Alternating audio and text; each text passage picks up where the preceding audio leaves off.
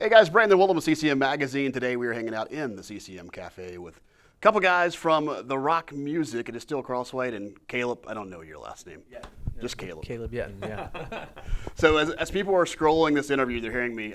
It's CCM. We're talking about rock music. Let's explain the names of the music group and the church before we go any further. What is the rock music and the rock church? You got it. So, we are out of Salt Lake City, Utah. We have a church there called the Rock Church. And very creatively, we named our music ministry The Rock Music. So, same church, different names, but that's the explanation. Cool. Where'd that name come from? The Rock Church came from our founding planting pastor in 1999. He came from Colorado and planted a church in Utah, and he's the one who named the Rock Church. The rock music just eventually came thereafter. Pretty easy once you Pretty got that easy far. once you got that first part, yeah. Yeah, just Jesus is the rock, so we plant our life on him, on the rock, so it's the Rock Church. Well, you got a brand new project out now with the music group there. The Future is Sure. Talk to us a little bit about that and where that title comes from. Yeah, we're really excited about it. Thanks for listening to it.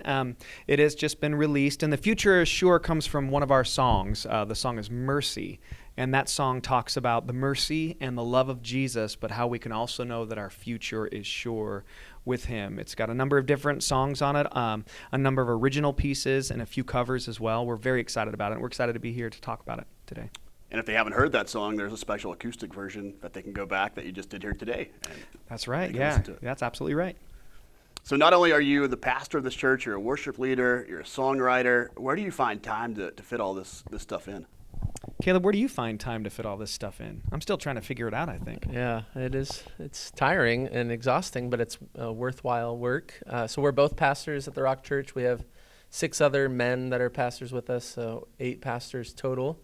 And we have various titles and responsibilities in the church that we help share the load together. And so we're very thankful for our staff and for our other pastors who help find time and make sure we're putting our relationship with Jesus and our families first and making sure those are in a good place. And then we share the burden of leading the church together. And thankfully now we get to do music together. And so it is busy. It's a lot of time and effort and energy, but we're glad to be able to do it and have a passion to be able to play music, and given the ability to do that for our full-time job, really, we're very thankful. I think that's a large part of it. I mean, I feel like the Lord made us and gave us all different unique talents and gifts. And as far as music goes, that's something that thankfully comes fairly naturally to us as musicians. And so creativity can flow through. And obviously to find time is always important, but playing music is also pretty natural. So we have a great pastoral staff, like he had mentioned, that supports us writing, recording, traveling.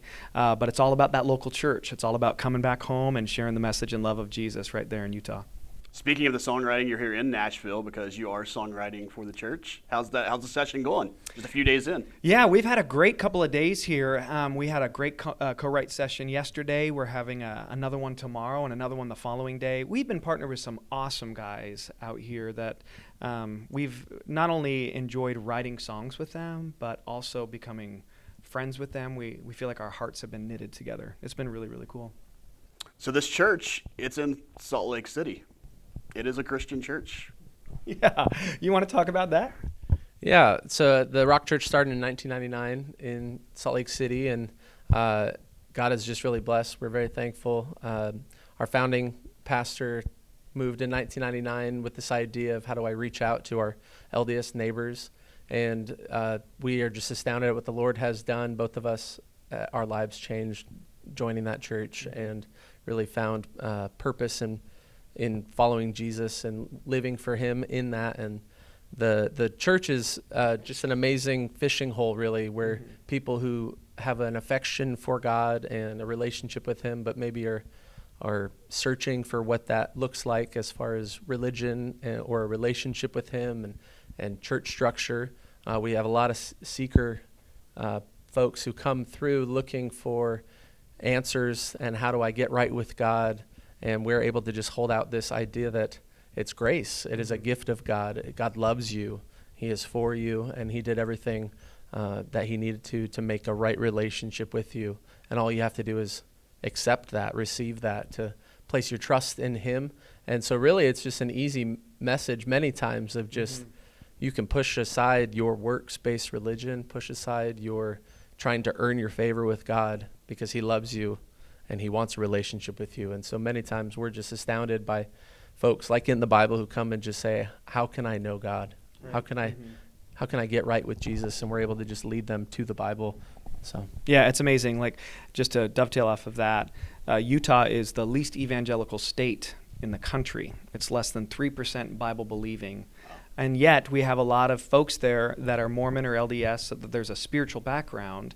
And in some ways, like Caleb had said, it is a fishing hole. In other words, there's a hunger and a familiarity of Jesus, but the Jesus of the Bible, the Jesus of grace who came, died on the cross for our sins, and yet has reached down to us to save us. That is so new to so many of our Mormon friends and neighbors. And so they are coming in and hearing about the grace and the love of Jesus and mercy, like we sing about, and it's changing their lives. And we get to be a part of it, which is great. We get to sing songs and teach out of the Bible and just watch God change lives. And so, yes, it is a Christian church. It's a conservative Bible church, but being that it's in the least evangelical state in the country, it really is amazing to watch God work. Yeah, one of our co-pastors says it's the best kept secret in Christianity, of church planting, that there are these people who hunger to talk about God, to talk about their relationship with him, and they're so open. It's so easy. It's not like other places where you have to even wonder if there's a starting point. Many times in the grocery store, at your work, you can so easily just start a conversation about God, and he just opens the doors there to lead them to the Bible. So yeah, and for the record, that's the heart of the ministry of even the rock music. We are not interested in making a name for ourselves. We're interested in making a name of who Jesus is, but then also bringing attention to what God is doing specifically in Utah. When people think about the state of Utah, they go, okay, I know that Utah has mountains and Mormons. It's like, yep, we do have mountains and Mormons, but Jesus is doing amazing things there. And like Caleb just said, if you can reach Utah, you can win the world. With the Mormon faith being such a large faith, to see that turn to historical biblical Christianity would be a miracle. And we believe God can do it. And so our ministries that we do in our church, including our music ministry, is all about the message of grace, of Jesus Christ, of the Bible, and holding it out for our friends and family to come and know who he is. All right, so the new project out now, The Future is Sure. Yeah, The Future is Sure. What's a track when people go listen through this, you want to make sure they maybe go back and listen again? Don't skim over it. Really listen closely to this track. Ooh, I would love to hear how you would answer that question. What's the track that stands out to you? There's a few that I think are pretty special. One in particular, Steele had an opportunity to co-write with a new friend of ours, Brian Yakubowski, from For the Fatherless, and got to share with him, Brian, while they were co-writing, about our church and our ministry and just what we were talking about, right. Of folks finding the grace of Jesus. And so there's a song called Saved by Grace, and it features For the Fatherless. We had Brian and Krista on there. They sing on it. I think it's really special, awesome. A unique recording. Collaboration. And then I think it's just a great song. I was listening to it a few weeks ago, and in my car driving around, I just started weeping because I was reminded of how I have been saved by grace, that I didn't have to earn my standing before Jesus, and that he died for me while I felt dirty and lonely and ashamed and far from him. He loved me enough to die for me. And so I think that's a special track that people, if you truly listen to it, if you get into a place that you can think about that deep meaning of being saved by grace. We say it all the time. It's so easy to just kind of say it without even thinking about it in your heart. But what he did for us, it was beautiful. I think it turned out great. So. Yeah, it did. Turned out great. The song that sticks out to me, all of them do. Obviously, we're the musicians on it, so we love them all. But we did a cover of a song called How Deep the Father's Love for Us. And it's a different spin on that song, at least from any other artists that we've heard before. And I think it turned out anthemic, that the lyrics are very, very potent. They're so clearly the gospel of the Father's love for us and what Jesus has done for us, but also to combine it with anthemic drums and electric guitars, as well as like the intimate close-up vocals on the mix. That one I just love listening to, and I think it's got a lot of power in it. Love it. So Steele, we were talking before we turned the cameras on. Me and you kind of share the same history We played around in secular rock and roll for several years in that industry, and then found our way into this Christian industry. Yeah. Maybe share a little bit about your testimony for people who haven't Yeah, heard this yeah. I'll story. try to keep it quick. I grew up in a very musical home, and by the time I was 15 years old, I had started my first band, my own band, a secular band. My dad was a musician in his day, and I was a singer-songwriter. Started my band, and I started playing in clubs, and it started to grow and get bigger and bigger. And my dad managing us was helping with that, he being in the musical background and also being my closest friend. By the time I was about 18, 19 years old, we were selling out clubs regionally, and it was very exciting. We had an opportunity to do a showcase in Las Vegas, Nevada, where the kind of the who's who of the industry would come. And we were the feature artist at the Hard Rock Cafe Hotel and Casino.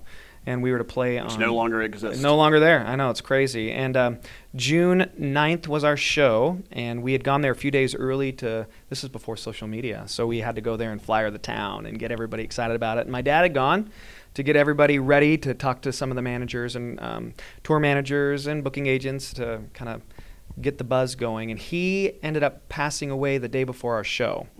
And as an honor to him, it was very tragic, but as an honor to him, we ended up playing the show anyway on June 9th. And a little bit like a movie after that. I was only about 21 years old at the time, and we were handed a lot of opportunity and record contract opportunities and booking agencies. And to make a very long story short, we signed with a label, and we made an album, and it had a lot of success in the secular industry. It had a couple number one hits on the radio and some great tours with Sheryl Crow and the Foo Fighters and Train and Maroon 5, and we were really on our way up. But underneath all of this was kind of a wreck of my own heart. I'm sure you've heard lots of familiar stories, but things were going well on the outside, but on the inside there was a lot of brokenness. And I came off of a tour, and my sister saw me. I had been gone for about 6 months, and she was a believer who was following the Lord. And I came off this tour, and she said, "You're a nightmare. You look so bad. You've just been spending time doing all the wrong stuff." And she invited me to come to church, and I didn't want to go, but I said sure. She kind of tempted me into it by saying, "You can smoke out front. It meets at night, and when we're done, you can go get beer and nachos, and I'll buy." And I thought, beer, nachos, smoking, church at night, okay, maybe I can go. And so I went, and a light switch went off in my heart, and I heard about the grace and the mercy and the love of Jesus, and honestly, I have not looked back since. I was able to, by miraculously, get out of my record contract. I didn't know what I was going to do with my life. I didn't know if I was going to stay in Utah. I didn't know what the future held, but I did know that I wanted my life to matter for Jesus. And for the last 20 years, I've been part of this little local church in Utah called The Rock, and he's helped me start the rock music ministry. And now we're here today, 20 years later than that day, to say Jesus is real, Jesus changes lives. And for me personally, I want whatever music that I do to bring honor and glory to him, because he radically changed and saved my life. So my background is in the secular industry, but my future is with the King. And so... All right, well, The Future is Sure is out now from The Rock Music. Make sure you stream it and all that. And some of the new stuff you're working on, any timeline on when that's going to be out there? No immediate timeline, but it will be out there. So keep your eyes open and ears open for sure. Sounds great.